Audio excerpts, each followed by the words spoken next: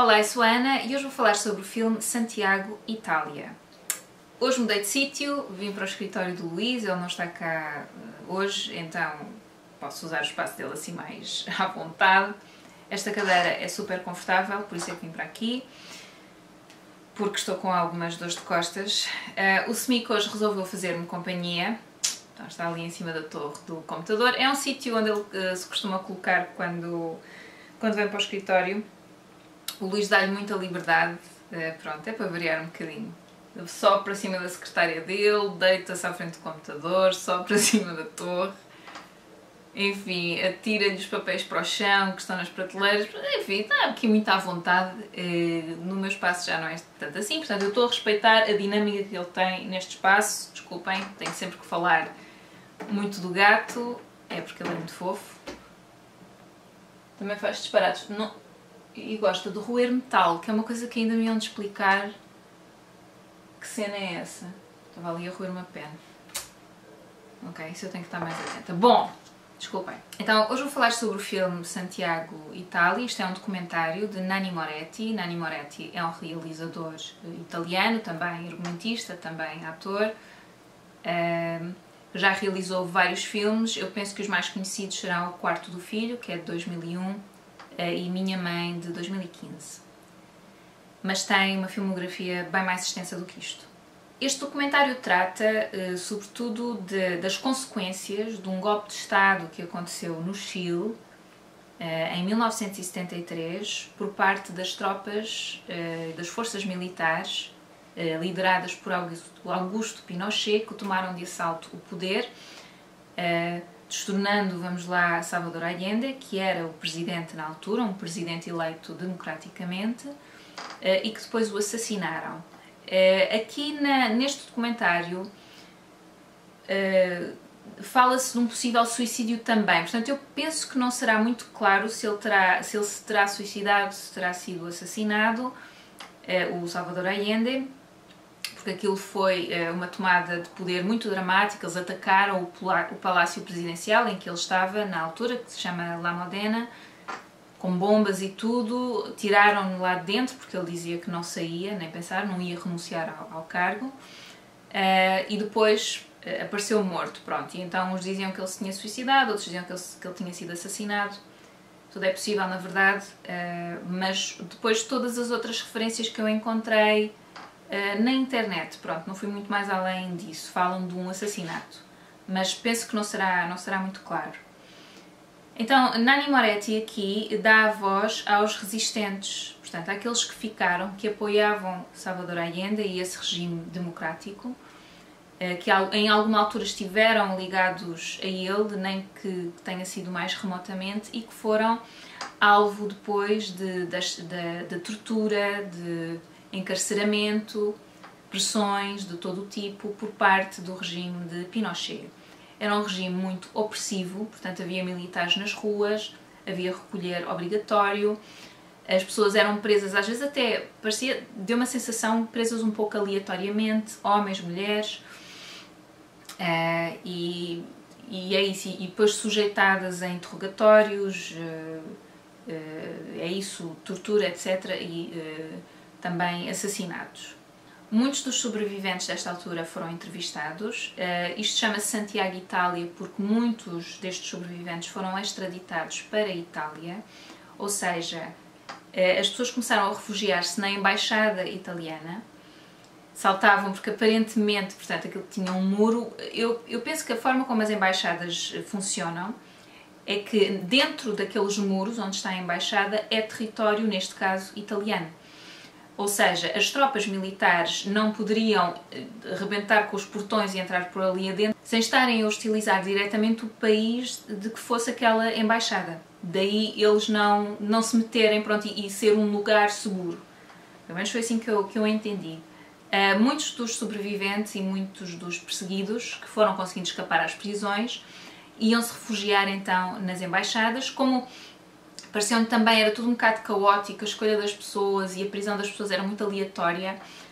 As pessoas começaram a refugiar-se em algumas das embaixadas, falaram ali no documentário também da embaixada sueca, e de outras embaixadas, pronto. Só que depois as embaixadas começaram a recusar acolher mais pessoas, porque depois era muita gente e não, a logística era muito complicada, mas a italiana continuou sempre a receber pessoas. Acho que havia uma altura que estavam lá 250 pessoas, se não estou em erro.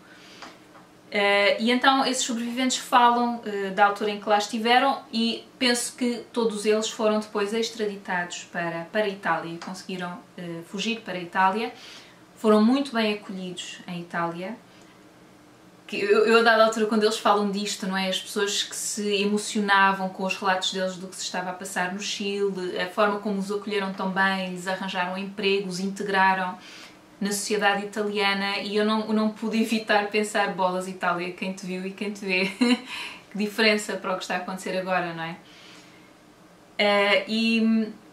Eu penso que o Nanni Moretti até nem tentou fazer ter uma visão moralista nesse aspecto, do género o antes e o agora, em Itália, da força política em Itália e dos italianos também, mas isso acontece no documentário um pouco. Eu não quero dizer, lá está, porque foi uma surpresa, então eu não vou dizer como é que isso acontece, mas eu li algumas entrevistas com o realizador em que ele diz que ele deixava as pessoas falar, portanto os sobreviventes, e depois não controlava. Claro que a forma como ele editou o documentário, obviamente, é da responsabilidade dele, claro, mas ele não dizia às pessoas o que é que haviam de dizer, ou para repetirem, ou aquelas coisas que em algumas situações se fazem e que eu não acho que sejam tão estranhas assim, mas neste tipo de documentários em que as pessoas estão a falar de momentos tão complicados, tão difíceis, as pessoas ficam tão emocionadas, sabem? É sempre muito...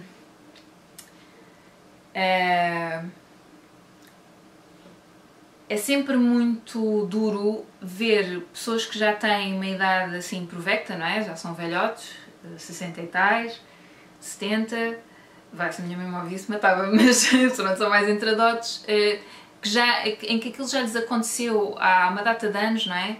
Há 40 anos, e ainda choram quando se lembram do que é que aconteceu, daquilo por que passaram, e aquilo há de ser muito doloroso. Obviamente que é muito doloroso, e é óbvio, nós vemos um sobrevivente também que se emocionou porque se lembrou da bondade de uma ou de outra pessoa que tinha algum poder, na altura não o suficiente, mas que tinha algum poder, e ele aqui estava a falar de um bispo do Chile, que ele diz que até é pouco lembrado, e chorou a emocionar-se nessa bondade de alguém, na bondade de alguém.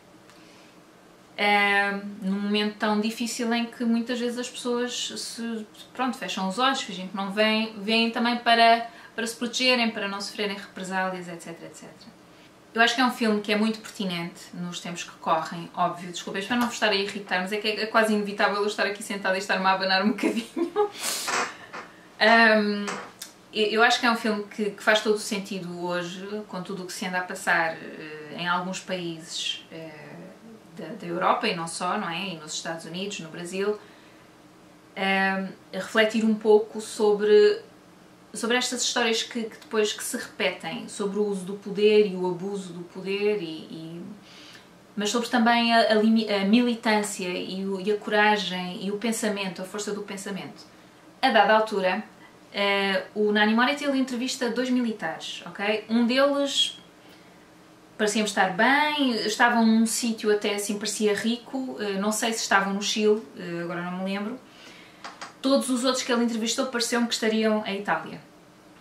Mas pronto, aquele militar não sei onde é que estava, mas estava bem vestido, todo encasacado e gravata.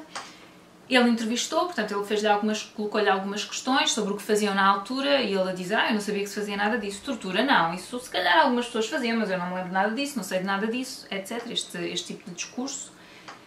E a dada altura entrevista um outro militar, claramente, pelo menos com um aspecto muito mais modesto, e que estava preso, portanto que ainda está a cumprir pena. E o Nanni Moretti está a conversar e, consoante o soldado lhe vai respondendo, porque é sempre aquela questão, aquela conversa de não, isso não era assim tão mau, ou não, nós estávamos a fazer o que nos mandavam, não, mas o Salvador Allende era muito perigoso, e sempre que ele ia dizendo estas coisas, o Nanni Moretti vai ripostando com outras questões, desafiando aquelas afirmações do militar. E o militar começa a ficar irritado E a dada altura interrompe a entrevista e nós vemos assim uma câmara, porque ele primeiro estava enquadrado e não sei o quê, tipo como eu estou agora, e a dada altura estão os dois a conversar, portanto o militar com a Nanni Moretti, em que o militar está a dizer eu pensava que isto era só para falar sobre o que se passou na altura e tal, não pensava que ia estar agora aqui assim, sujeito a este escrutínio e tal, pronto, assim com esta conversa, e eu estava à espera de uma entrevista imparcial, uma coisa assim. E o Nanni Moretti diz assim, não, mas eu não sou imparcial. E eu achei isso muito honesto e gostei que ele tivesse colocado isso no filme. Porque assim, é muito óbvio para nós, eu acho, que não é um documentário imparcial, não é um documentário histórico, é a visão do realizador que é pessoal e que está do lado das vítimas do regime, sem sombra de dúvidas, do regime de Pinochet. Portanto, mas eu achei engraçado que ele tenha incluído isso no documentário, ele a dizer, não, mas eu não sou imparcial. Ok? Se não estava claro, agora está claríssimo. Pronto. E quando eu estava a ouvir aquele militar a falar de não sei o quê, porque isto é o regime, porque nós tínhamos que fazer, tínhamos que obedecer e pronto, e também eles eram perigosos e tal, lembrei-me de um outro filme de 2012, que é o Hannah Arendt, que é um filme da realizadora Margaret von Trotta, que fala sobretudo sobre o julgamento do Adolf Eichmann, que era um nazi, em Jerusalém, e que foi um julgamento que foi coberto precisamente por Hannah Arendt, que era uma filósofa e teórica política, que estava a viver nos Estados Unidos. Portanto, ela ainda esteve num campo... Ela esteve em França, não é num campo de concentração, mas eles chamavam aquilo outra coisa, e conseguiu fugir antes de ser transportada para um campo de concentração. Mas quando a França foi invadida pelos alemães, ela foi presa nesse tal campo, está-me a faltar a palavra, de detenção, talvez seja mais assim, ou de correção, era assim o nome, e depois a ideia era eles irem para os campos de concentração na Alemanha, mas ela conseguiu fugir para os Estados Unidos com o marido antes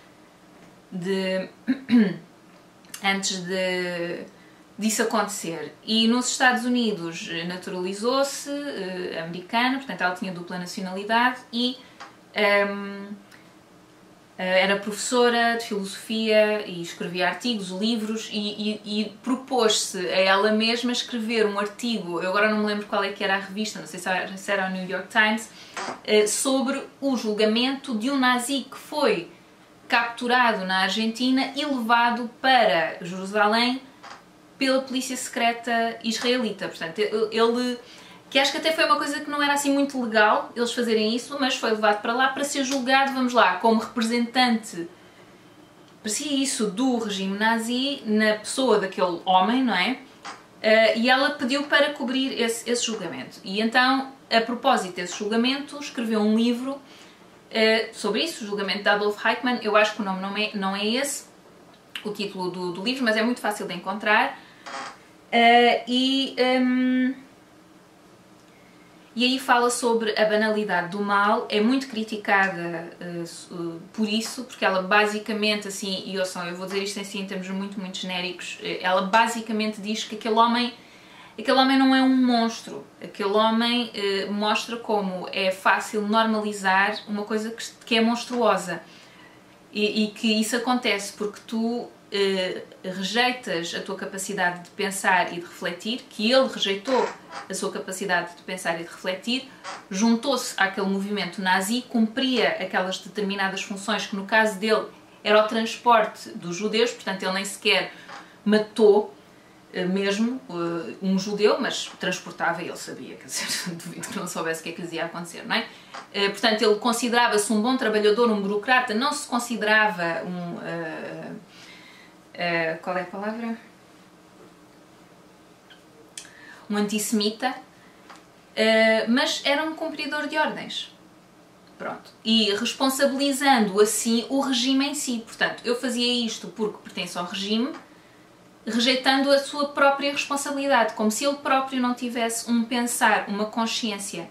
E ela analisa isto, e foi muito criticada na altura, disseram que ela estava do lado do nazi, que estava a defender o nazi, etc, etc. Portanto, o filme a Hannah Arendt fala sobre isso, pronto, sobre esse período, fala muito sobre esse julgamento e mostra imagens do julgamento, é muito impressionante. É muito impressionante ver depois, vê-lo a ele, porque ele era muito insignificante, mesmo fisicamente, e a maneira como ele fala parecia um bocado parvinho. E depois ver as próprias vítimas que estiveram presas em campos de concentração e que sobreviveram, que viram os seus familiares, etc., a serem mortos, tudo aquilo por que eles passaram. Há um deles que a dada altura desmaia e tudo, é horrível.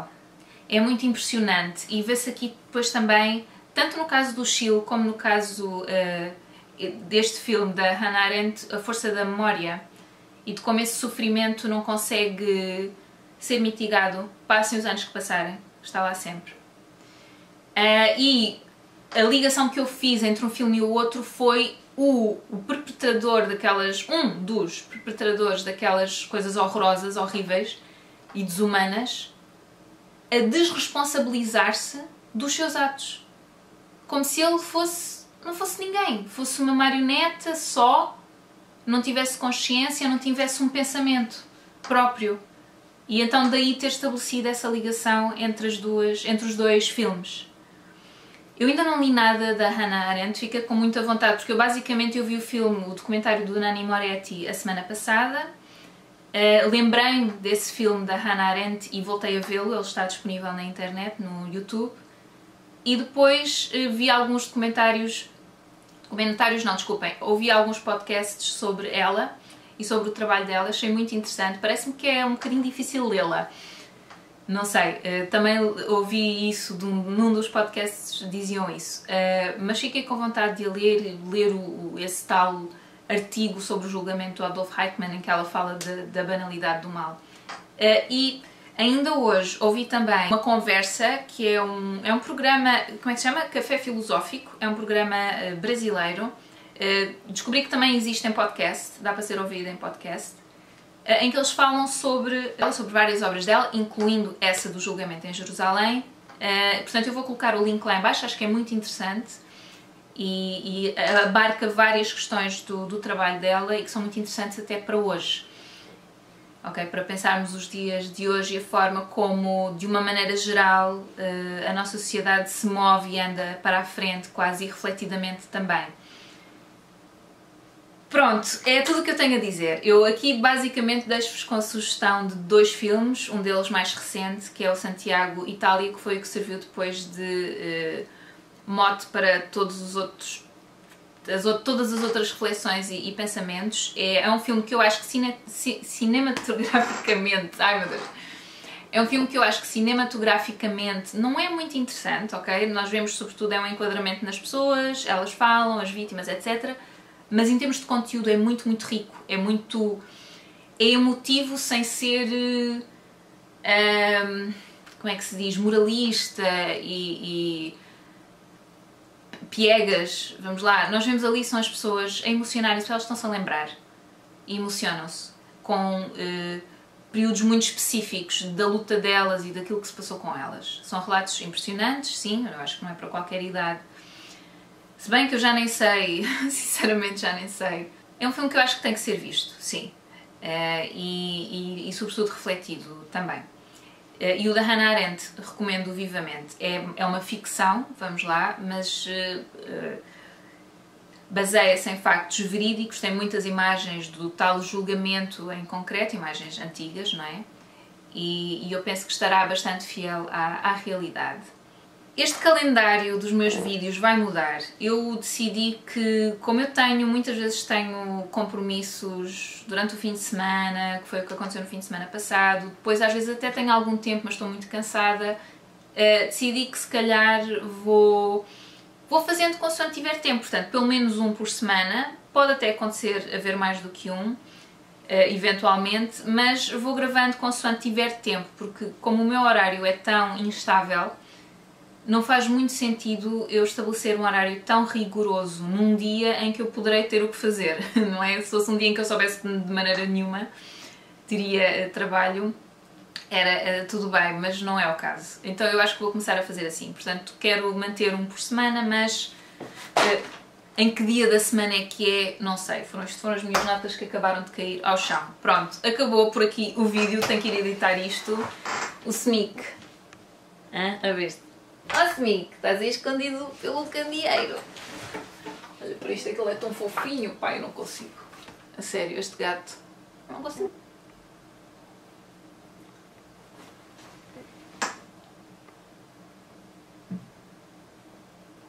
Ele não está. Ele está numa descansar um bocado. Pronto, enfim. Então vá. Até à próxima. Tchau, tchau.